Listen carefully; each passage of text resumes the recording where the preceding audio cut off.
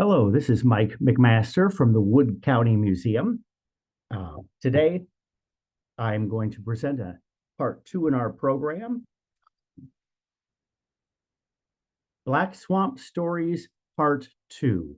This is a series of the history of the Black Swamp in Wood County. The history of the Black Swamp was not the mud, it was the people. And some of those people were famous. William Henry Harrison, some of those people were Tecumseh, and other people, just small little people, little girls, postmen, farmers. And this is Black Swamp Stories Part Two. And this is the story of the two lost girls. Now, where did this story come from? This story is written down by Charles Evers in his pioneer scrapbook that he began to write in 1909. The year he passes away, it is finished in 1910. Charles Evers writes this down as a thrilling episode related by J.F. Dubs in the early history of the county. Now, when Evers was writing this down, he was 72 years old about. J.F. Dubs died in 1908.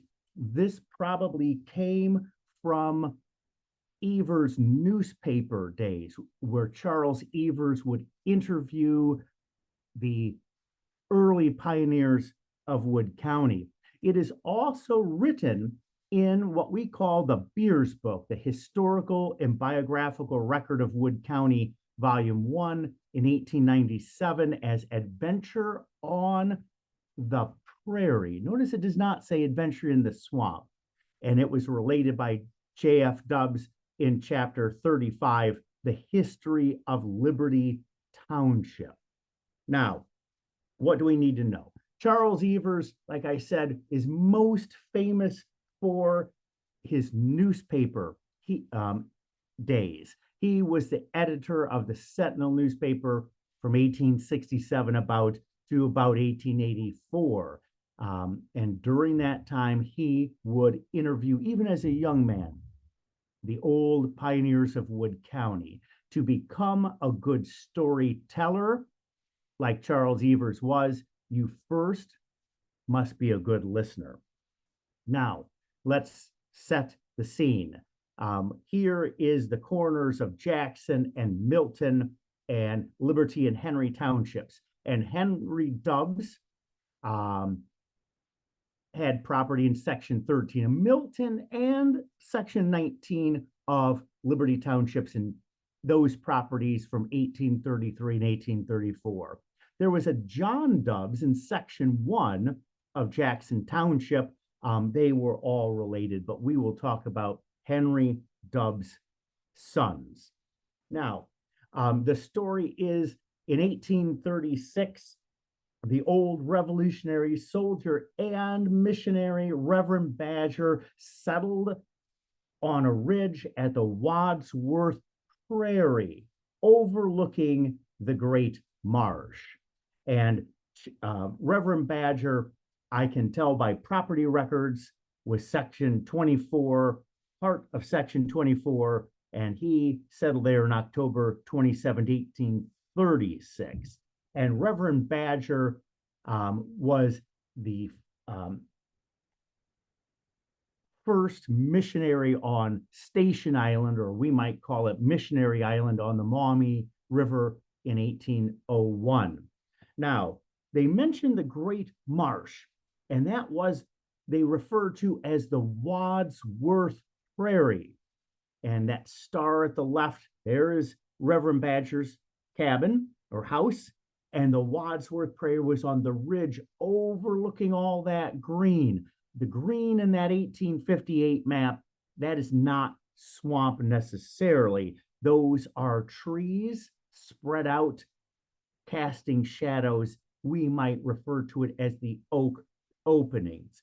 And William Wadsworth of Livingston, New York, most likely never set foot on the Wadsworth Prairie.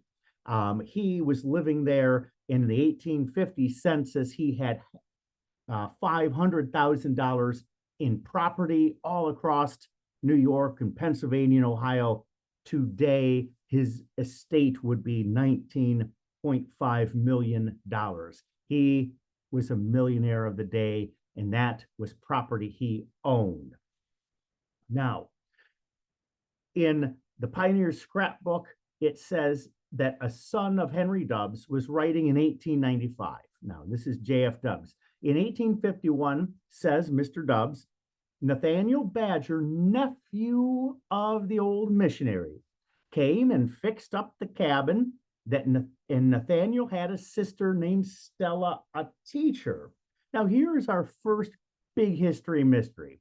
J.F. Dubbs says Nathaniel is the nephew of the old missionary, whose cabin he's fixing up. Well, Nathaniel Badger and Stella, their father was Henry Langdon Badger. His father was Joseph Badger. These are clearly the grandson and granddaughter of Reverend Badger. Now, could he just be misremembering? This was written 46 years after the fact, when J.F. Dubbs was in his 60s. Charles Evers was only about 13 or 14 when this event occurred. Could they just be remembering wrong? And for years, I have been sitting on this story because I could not find how Nathaniel Badger was the nephew of, and they start the story with Joseph Badger, until I figured out there was more than one old missionary in the Badger family. The cabin that Nathaniel Badger fixed up was Joseph Badger, the old missionary, but his aunt's husband was Reverend Isaac Van Tassel of the Indian Mission School. Even though he was the grandson of Joseph Badger, whose cabin he lived in, he was the nephew of Isaac Van Tassel, who they do not mention in this story. But I digress. Charles Evers was only about 13 or 14 years old at Star Up at the Top in Plain Township. Stella was considerably older than Charles Evers, a school teacher from Plain Township. They don't say when. The J.F.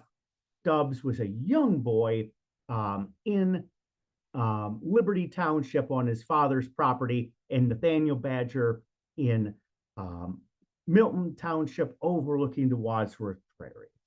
Now, the story starts out that Stella Badger and her cousin from New York left Plain Township on horses to visit Nathaniel Badger. And as they left Plain Township, they most likely skirted the Liberty Prairie, and they passed a young J.F. Dubbs. And they asked J.F. Dubbs, who was a young man, if they could take the shortcut, the Indian Trail, through the prairie. J.F. Dubbs says he didn't say much. They were beautiful young girls, and he told them they probably should not. And they continued, they skirted the prairie until they reached their brother's house.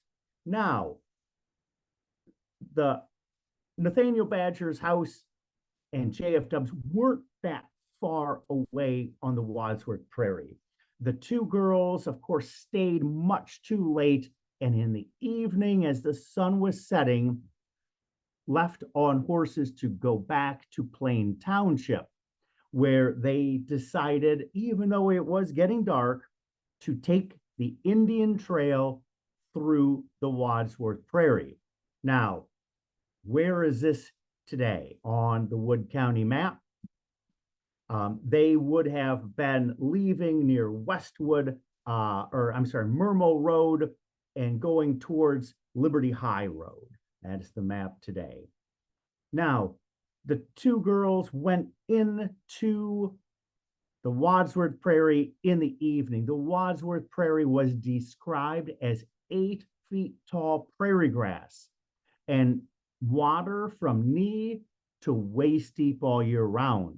The girls' horses got bogged down. They could not pull them out of the mud.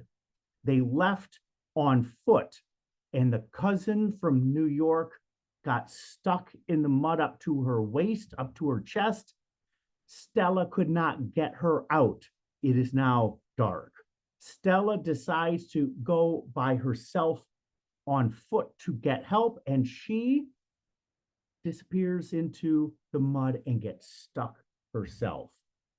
Now, Charles Evers wrote that they got misoriented in the 8-foot prairie grass and wandered into the Stoga Hole.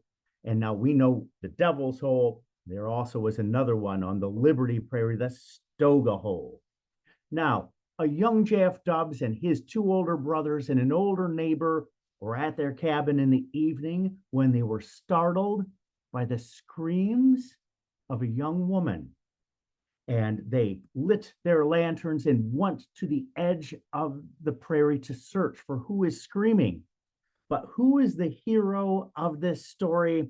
The old neighbor had trained hounds, and he released the hounds who found first the cousin.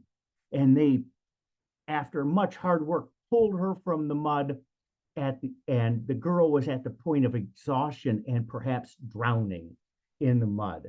The dogs then found the horses, and they, after much hard work, pulled the horses out.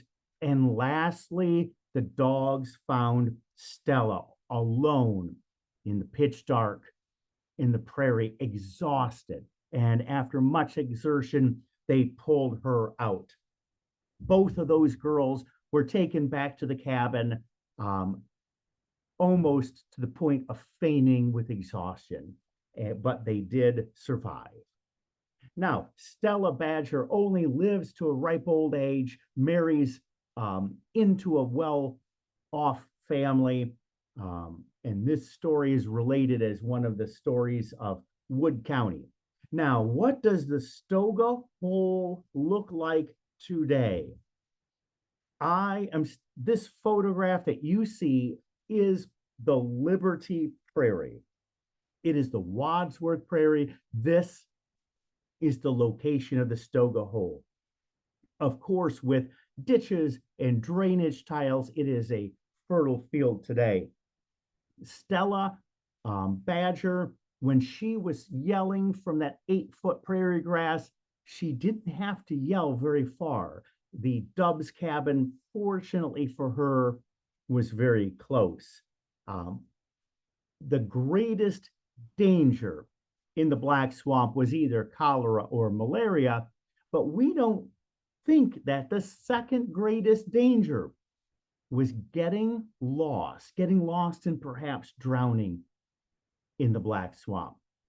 Now, like I said, we know the Devil's Hole today, but today we know where the Stoga Hole was. The Devil's Hole, of course, has been preserved in Wood County history by the name of the road. The Stoga Hole has been pretty much lost to history, except for this story. And that is the last slide that I have. I hope you enjoyed this story of the 2 lost girls. Today we know where the Stoga Hole was and a little bit more of what Wood County looked like.